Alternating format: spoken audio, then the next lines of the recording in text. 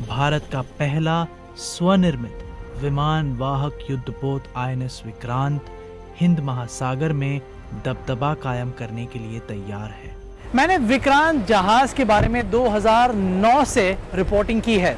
इसका मतलब ये कि इस जहाज को बनने में और नौसेना को जैसा चाहिए वैसा बनने के लिए तकरीबन 13 साल से ज़्यादा लगे हैं। अब मैं इस जहाज के अंदर जा रहा हूँ, इस जहाज को पूरी तरह से देखने के लिए। अंदर से ये एक बड़ी दुनिया की तरह है। 14 मंजिल के इस युद्धपोत में 2300 से ज्यादा कंपार्टमेंट्स हैं। इनमें 1700 से ज्यादा नौसैनिकों के रुकने की व्यवस्था है। हमारा पहला स्टॉप एक ऐसी जगह जिसे इस जहाज का दिल कह सकते हैं। This is something called as throttle control room. This is a place which brings life to the ship. That is because it starts the GTs, it starts the engines which are there, and which enables the ships to perform one of the critical functions of moving the ship or moving this floating city. और यहाँ से INS Vikrant अपनी शक्ति दर्शाता है। जो आप मेरे पीछे देख रहे हैं ये इस एयरक्राफ्ट कैरियर का एक तरह से इसकी जान है। यहाँ पे सारा एक्शन होता है और ये फ्लाइट डेक का इलाका कहा जाता है। आप सोच रहे होंगे कि इस फ्लाइट डेक के इलाके में अलग अलग रंग की जो ये लाइनें बनी हैं, कोई लाल है, कोई पीली है, कोई सफ़ेद है, वो क्यों है और क्या है? ये जो फ्लाइट डेक पे आप बहुत सारी लाइंस देख रहे हैं, पायलट्स को असिस्ट करने के लिए, उनकी मदद करने के लिए है। आप येलो लाइंस देख रहे हैं, आपके एयरक्राफ्ट को टेक ऑफ करने के लिए मदद करती हैं। The set of white lines you can see, ये पूरा लैंडिंग एक्सिस है जहाँ पे एयरक्राफ्ट पीछे से आके लैंड करेगा।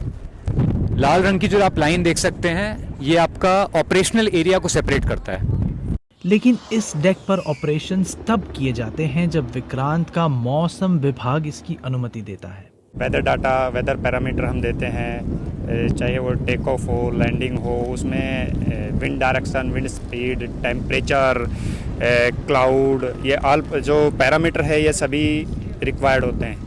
ये पैरामीटर प्लस वेदर फोरकास्ट हम प्रोवाइड करते हैं। ये इतना बड़ा जो विशाल एक फुटबॉल फील्ड जैसा दिख रहा है, ये हैंगर है और जिस समय ऊपर विमान इस एयरक्राफ्ट कैरियर से ऑपरेशंस नहीं कर रहे होते या उनका मेंटेनेंस का काम होता है तो वो यहाँ होते हैं। आईएनएस विक्रांत की एक खासियत ये भी है कि इसमें अमरीकी, रूसी, ब्रितानी और भारतीय विमान एक साथ एक छत के नीचे नजर आते हैं। फिर हमने देखा विक्रांत का 16 बेड वाला अस्पताल जिसमें आईसीयू बेड्स, ऑपरेशन थिएटर्स और एक सीटी स्कैनर मशीन भी है। नौसेना का ये सबसे बड़ा इस किस्म का अस्पताल है।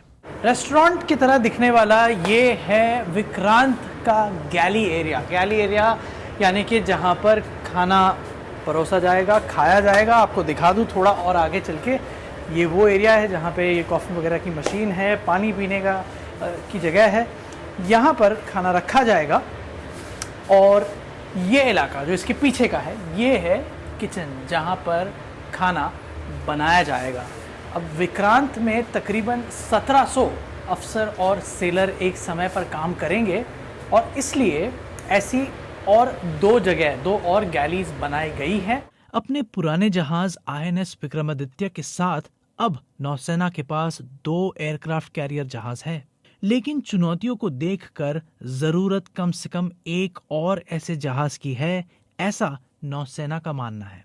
विक्रांत पर जिस समय काम शुरू हुआ उस समय चीन की नौसेना में एक भी ऑपरेशनल एयरक्राफ्ट कैरियर मौजूद नहीं था। आज चीन के पास 2 एयरक्राफ्ट कैरियर्स हैं और तीसरा बन रहा है। भारत की इसके सामने तुलना करें तो कई वर्षों के प्रयासों के बावजूद नौसेना को भारत की सरकार से तीसरा एयरक्राफ्ट कैरियर यानी कि विक्रांत के बाद वाले एयरक्राफ्ट कैरियर को बनाने की मंजूरी नहीं मिली है। इस मंजिल तक पहुंचाने वाला सफर यकीनन लंबा रहा है, लेकिन अब भारत एक ऐसे क्लब का सदस्य है जहां है चुनिंदा कुछ देश जिनके पास ऐसे जहाज को बनाने की क्षमता है। हालांकि इस बात का जश्न तो दूर, जो लोग आईएनएस विक्रांत पर तैनात हैं वे जानते हैं कि असली परीक्षा तो अब शुरू हुई है। जुगल पुरोहित, बीबीसी न्यूज़।